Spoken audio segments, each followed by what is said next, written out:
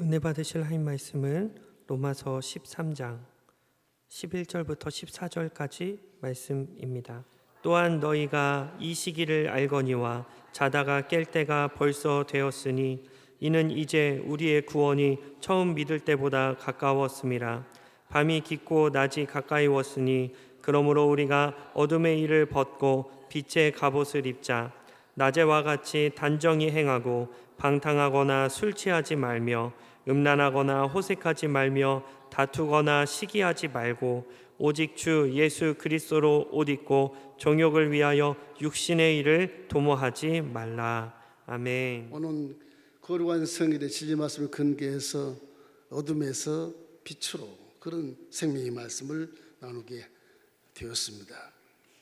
오늘 우리 나라의 광복절을 맞이해서 우리 군포는 군포 기독교연합회가 주최한 제79주년 광복절 기념예배를 우리 군포 제1교회에서 저녁에 7시 반에 하니까 많이 참석하셔서 나라를 위해 기도하시고 또 기독교 이상도 좀 높여주시고 우리 교회 또 참여도 좀 높여주시고 큰 교회가 참여해야 성의가 되니까 그런 것입니다. 여러분 많이 관심을 가져주시기를 바랍니다.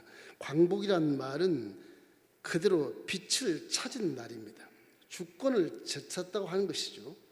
우리 일본의 일제강점기 30년간의 참 고초를 생각해 보면 원통하고 분통하고 참 잊을 수 없는 한설인 그런 36년인 것입니다.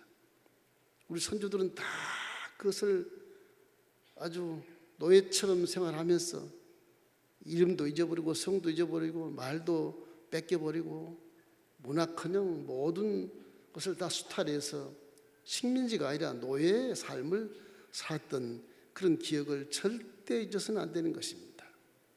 후손들은 그냥 나라가 있는 것처럼 생각해. 그렇지 않아요. 나라를 위해서 싸운 그런 유공자들과 정말 많은 그런 영령들을 위해서 우리가 기억하면서 현충일도 잘 이렇게 기억하고 잊으면 안 되는 것입니다. 신앙도 마찬가지겠지만 광복절 맞이하고 나서 이같이 요즘같이 정치인들이 모두 서로 물고 찢고 싸우고 대립하고 분립하고 막 분쟁해가지고서 저렇게 하다가 6.25가 났거든요. 똑같은 현상이 지금 똑같은 현상. 특별히 정치주자님들은 정말 생각 잘 하셔야 됩니다. 나라는 슬픔이 무엇인가를 성에서도 조목조목 말씀해 주고 있지만 물론 이스라엘이야 70년의 세월을 포로자 앞에 나라를 잃는 슬픔을 당했지만 그래도 우리는 반세월이 2분의 1밖에 안 되지 않습니까? 그런 36년의 고통을 잊지 말고 앞으로의 나라를 위해서 미래에 대해서 열심히 관심을 가지고 여러분 나라 민족을 기도해 주시기를 주님의 이름으로 축원합니다.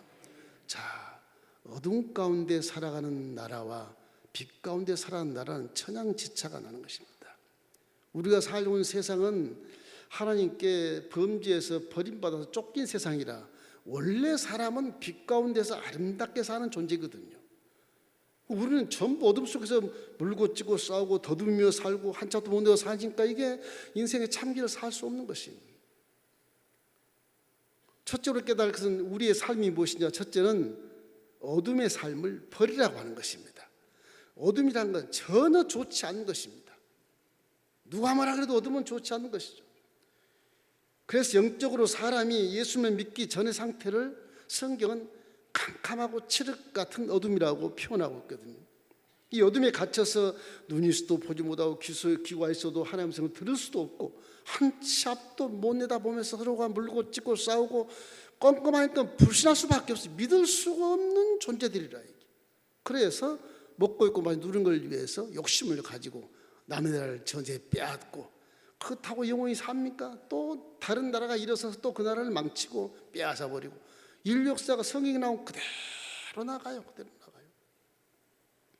이스라엘이 아수리의 북이 멸망하고 또 남유다도 바벨론에 멸망하고 애굽도 나중에 쳐들어왔다가 바벨론에 멸망하고 그리고 바사와 메대가 싸워서 바사 이김에 무슨 페르시아만 제국이 생겨가지고 그것이 또 한참 이끌어가고 그들이 영원히 살 것 같지 않습니까? 그러나 또 헬라 제국에 망하고 헬라족이 그렇게 융성한 철학과 사상과 발전을 많이 해서 문명 제국을 했지만 결국 로마 제국에 다 망가지고 결국 로마 제국이 1000년의 역사를 이루면서 영원히 로마 제국이 살 것이다.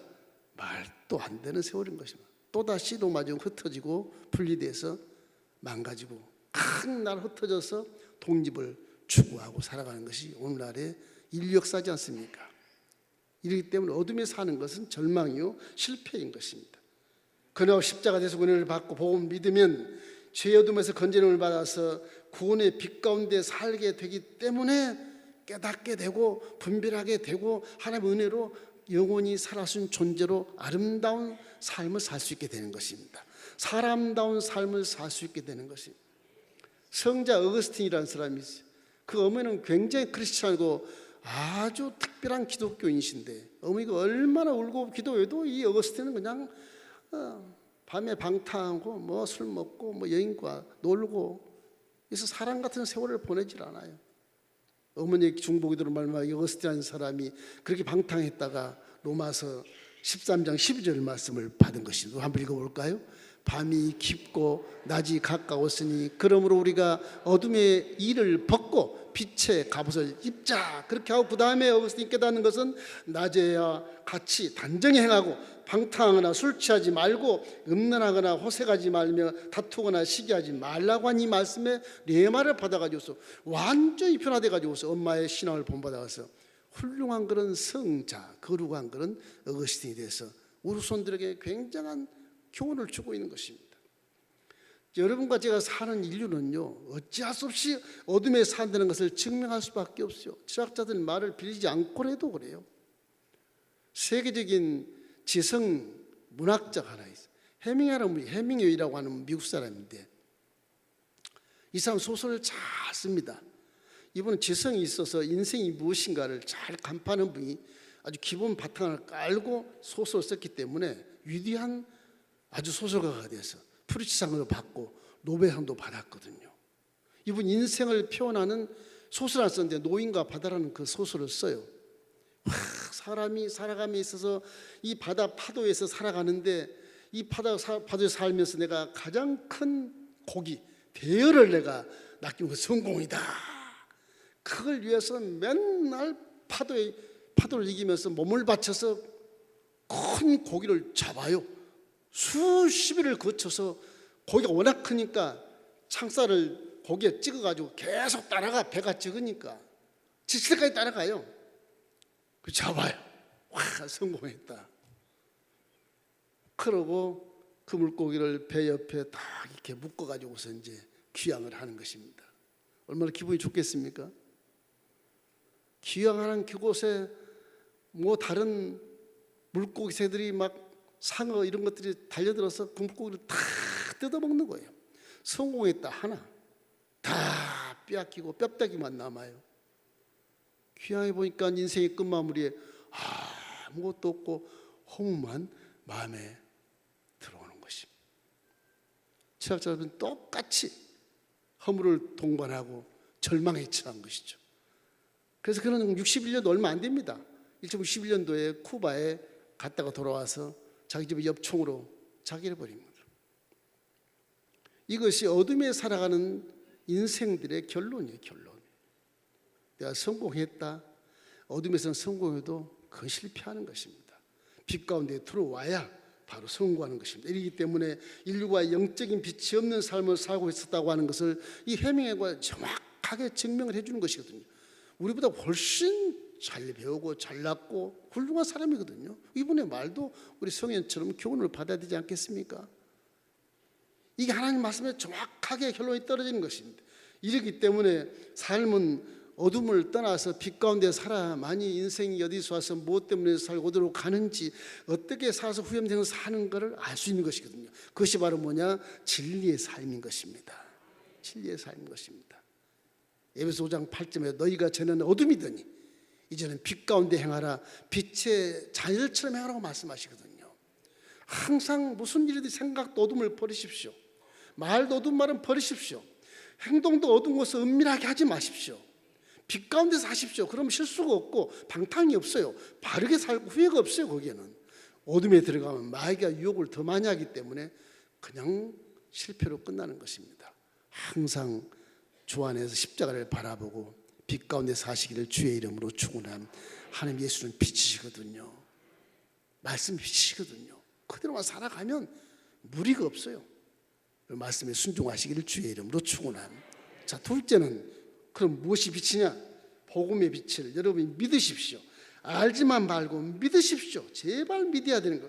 현재 우리 인간의 실존이 이렇게 해밍웨이처럼 어둠의 실존에서 허물을 동반하고 절망의 실존의 그런 삶을 살고 있는데, 이 어둠이 문을 꽁꽁 걸어 잠근다 해도 그러나 빛은 스며들게 돼 있어요.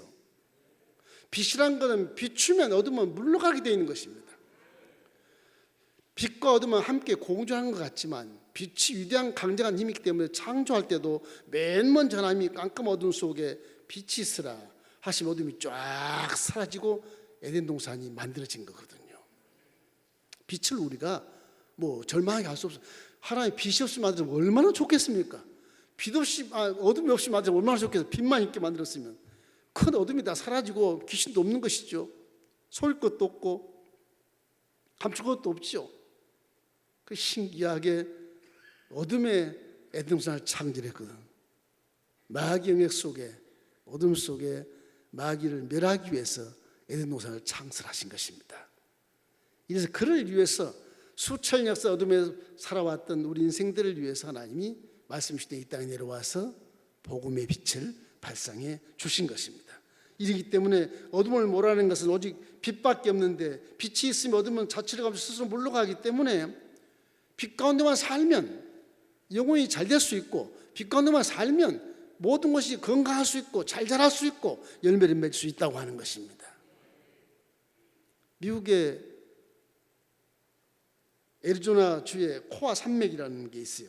좀 가보진 않았습니다만은 한 그 화강암석이 막 벽을 쌍벽을 이루고 있는데, 그 하루에 빛이 그 벽에 한 2시간밖에 안 비치냅니다.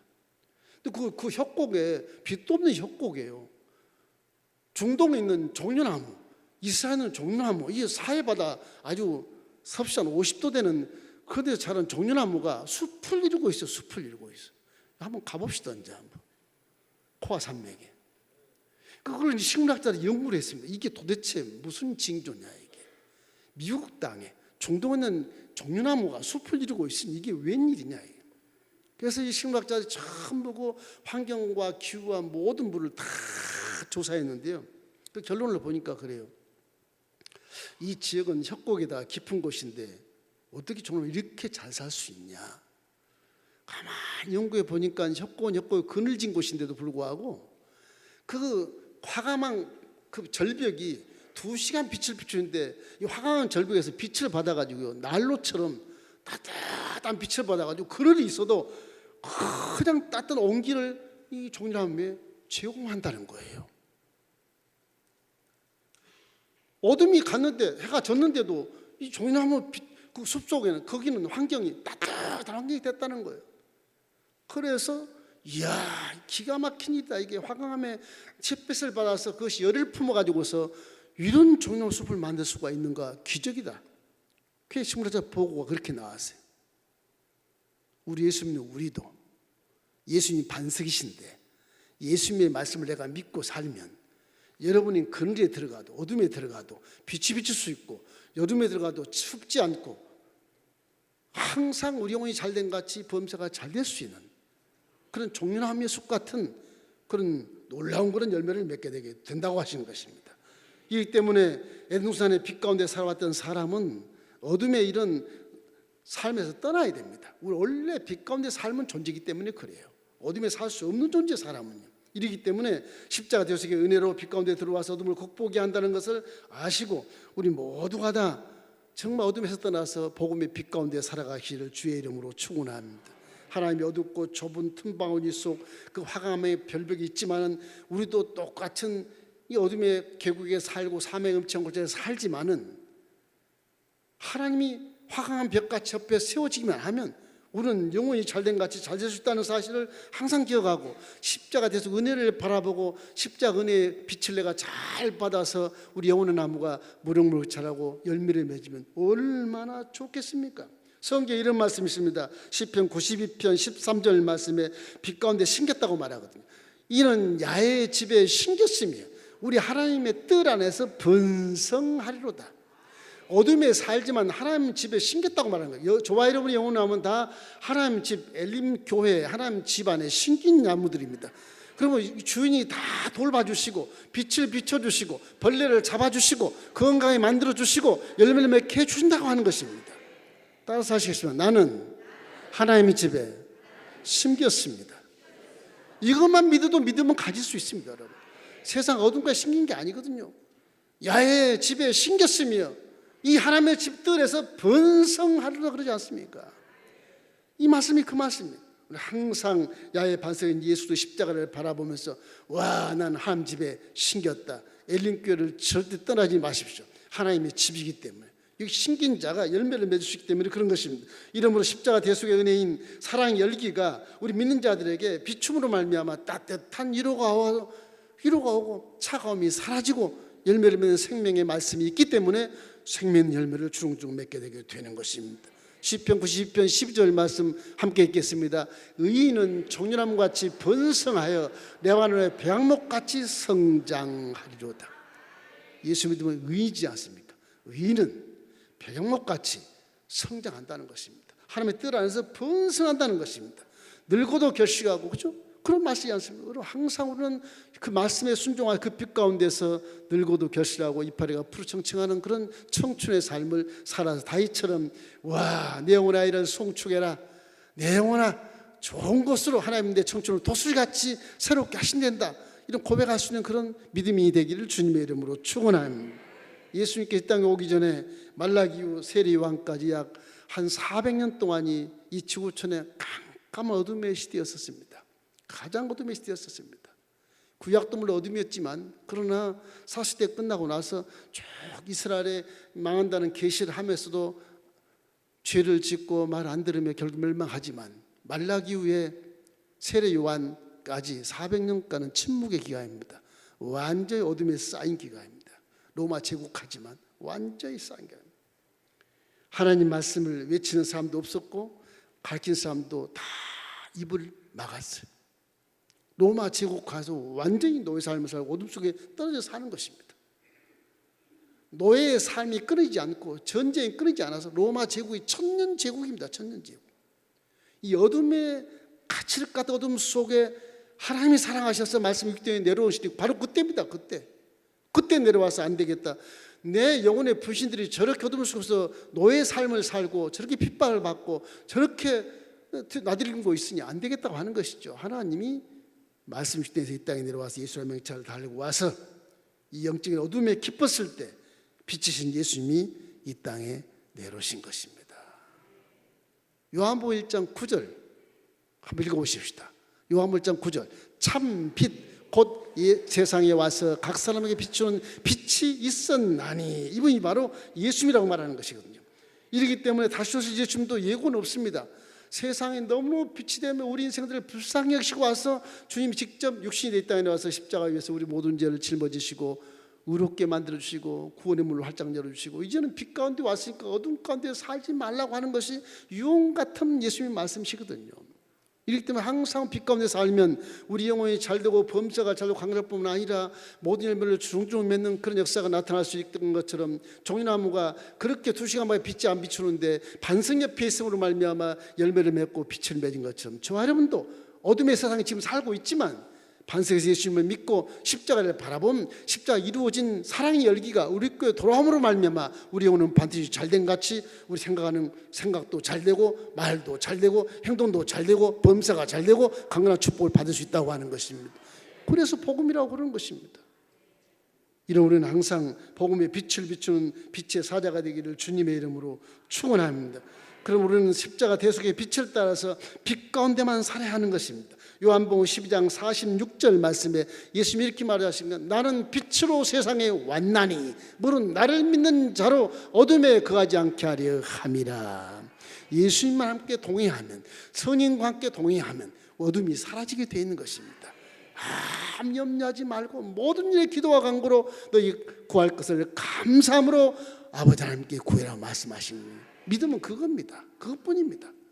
말씀에 순종하면 우리 주님이 빛을 주셔서 반석에서 예수님의 기초를 흐를 때 이 코와 산맥 종려나무들처럼 일주랑이 적어도 햇빛이 없는 것 같아도 반석이신 예수님이 강렬한 사랑의 빛을 비춰서 우리를 무성하게 자라나는 영혼의 나무로 만들어 주시는 것입니다.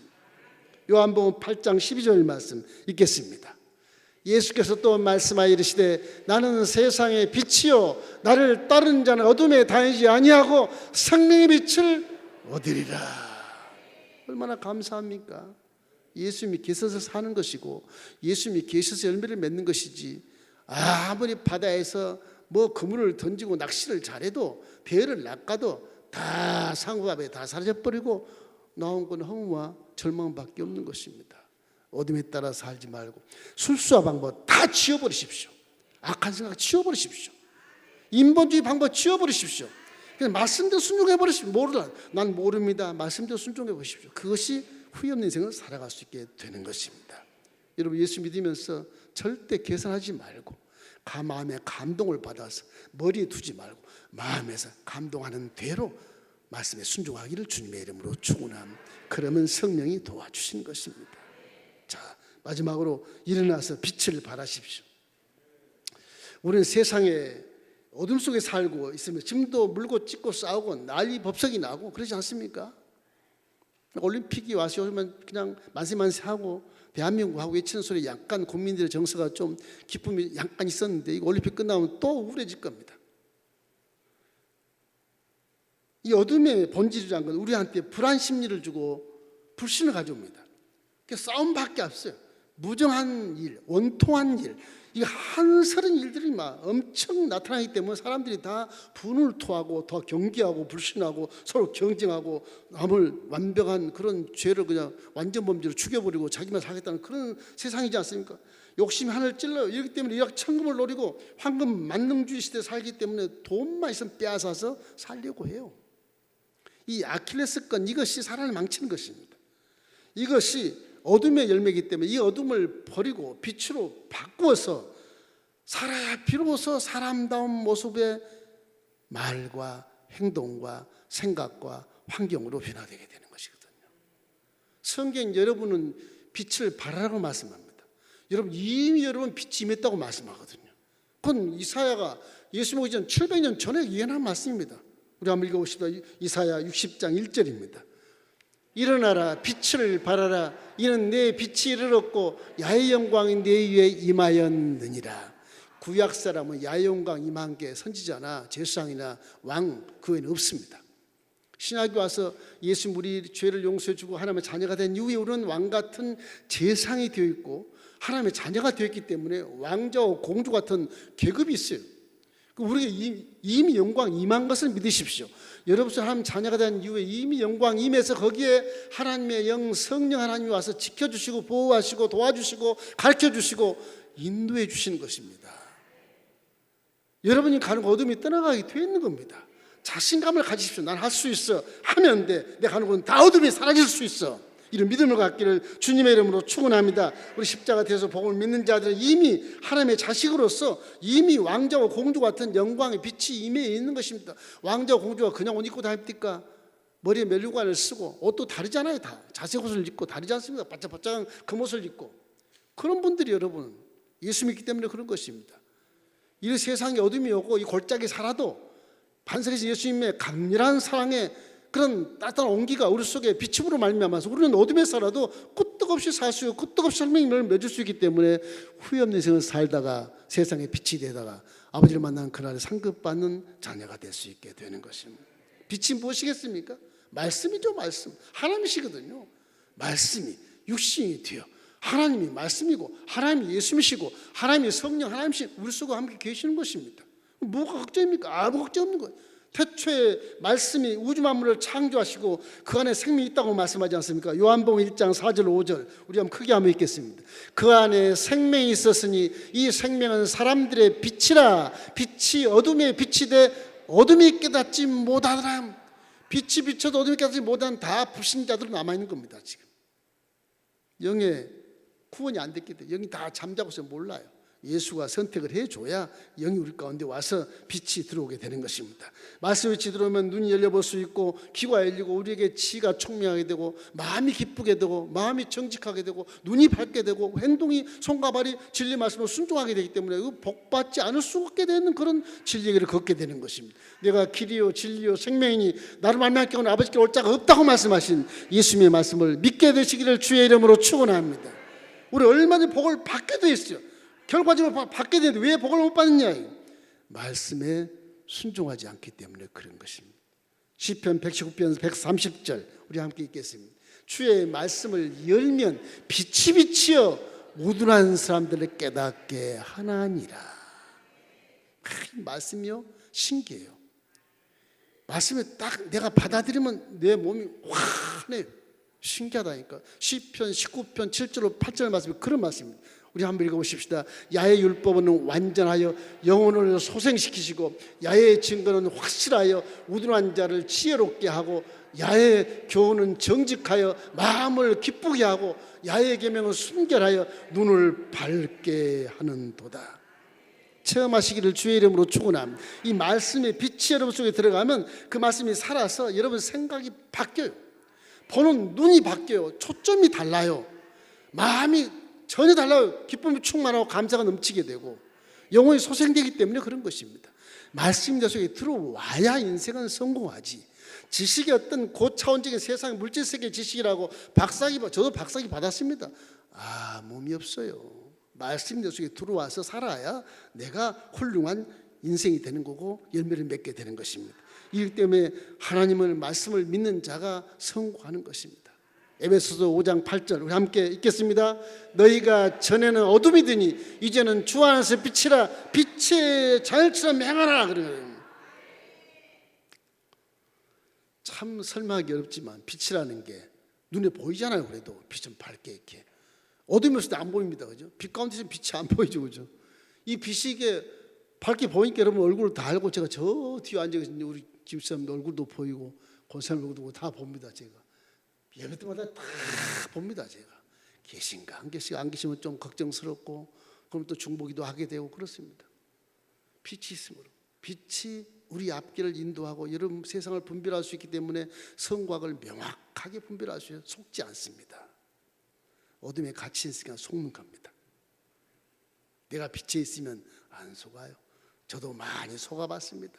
사기 많이 당해봤습니다. 뭐 착해서 사기당해 안 그래요. 어두워서 그래요. 어느 목사님 간증합니다. 이 목사님은 청년 때 술을 많이 마셨대요. 담배를 워낙 많이 피워서 예수 믿어도 담배를 끊을 수가 없는, 술을 끊을 수가 없는 거예요. 청년부에서 임원으로 봉사하면서 끊을 수가 없는 거예요. 그러다가 하루는 주일날 열심히 봉사하고